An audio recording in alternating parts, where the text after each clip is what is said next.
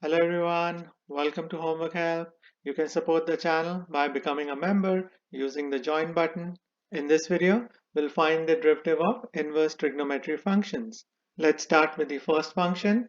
F at x equals 4 times inverse of cos x minus 10 times inverse of tan x. We have to find the derivative of this function with respect to x. So prime of f at x is equal to, in the first term, 4 is the coefficient of the term. It's a constant, so it'll stay as it is, times the derivative of inverse of cos of x.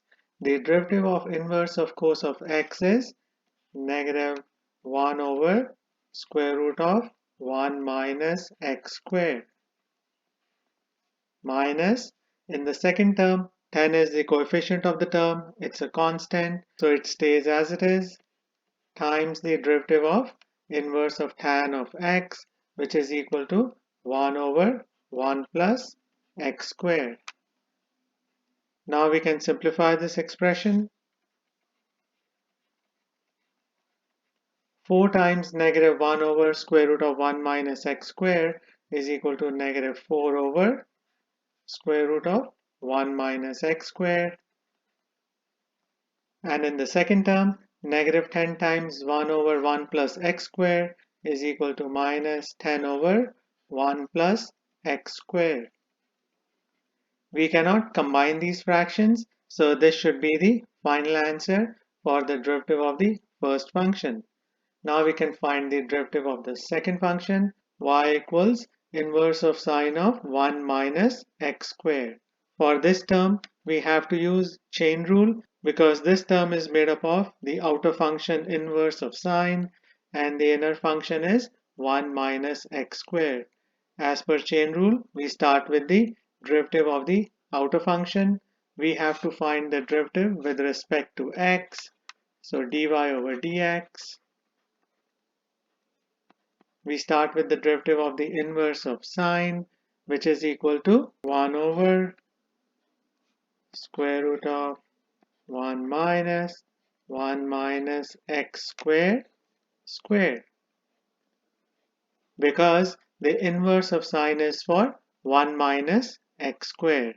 This is a very important concept we need to understand and memorize. This is because the derivative of inverse of sine of x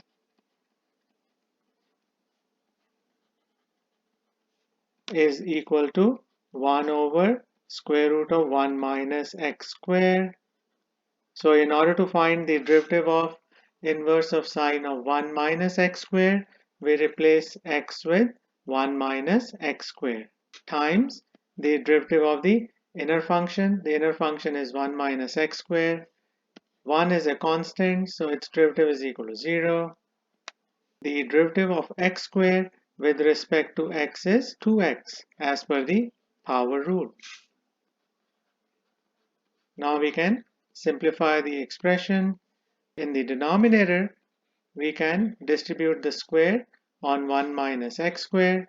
We should multiply 1 minus x squared by itself.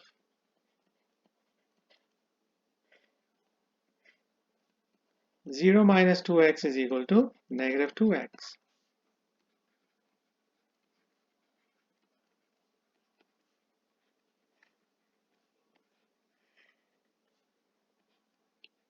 Next, we can distribute the terms in the parentheses using the FOIL method. 1 times 1 is 1. 1 times negative x squared is negative x squared. Negative x squared times 1 is negative x squared. Negative x squared times negative x squared is positive x to the power 4.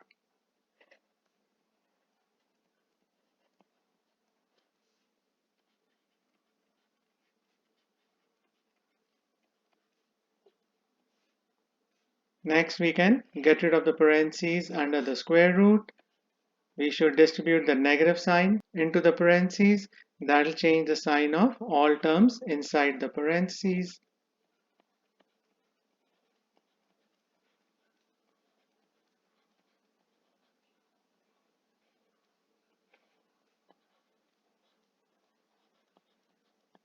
Next, we can combine the like terms.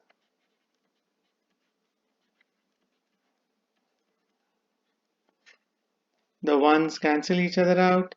X squared plus x squared is equal to 2x squared.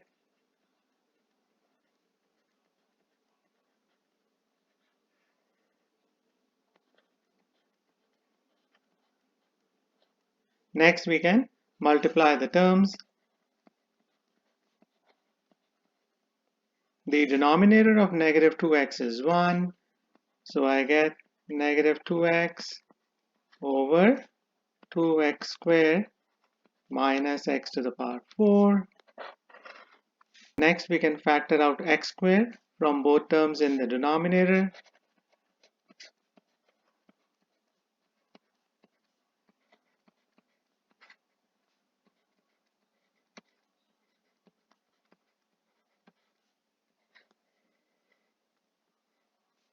Square root of x squared is equal to x.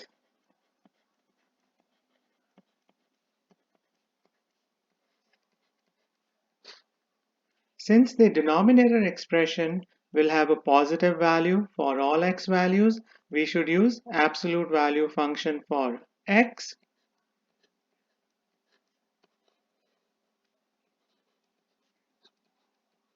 This is a very important concept we need to understand and memorize because we want the denominator expression to have a positive value for all x values. Now we can simplify this expression. For x values greater than 0, the absolute value of x will be equal to x.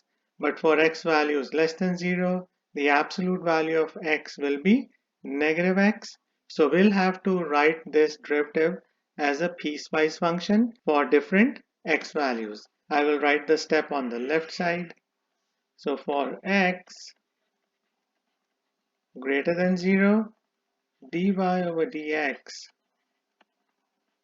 will change to negative 2x over x times 2 minus x squared. The x's will get cancelled out. So we are left with just negative 2 over square root of 2 minus x squared. And for x values less than 0, dy over dx will be equal to negative 2x over negative x times square root of 2 minus x squared. We can cancel out the x's.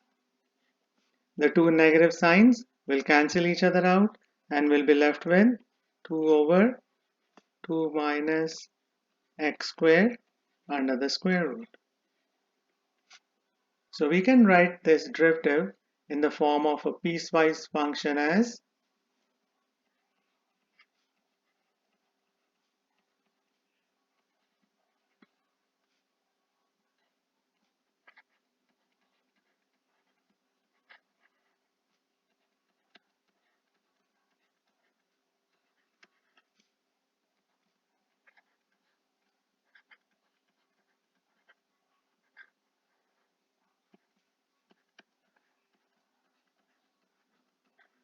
this should be the final answer for this problem. So these are the steps you have to keep in mind to find the derivative of these inverse trigonometry functions. I hope you'll find this video useful. Please share it, like it, and subscribe to Homework Help. Thank you very much and have a nice day. Bye.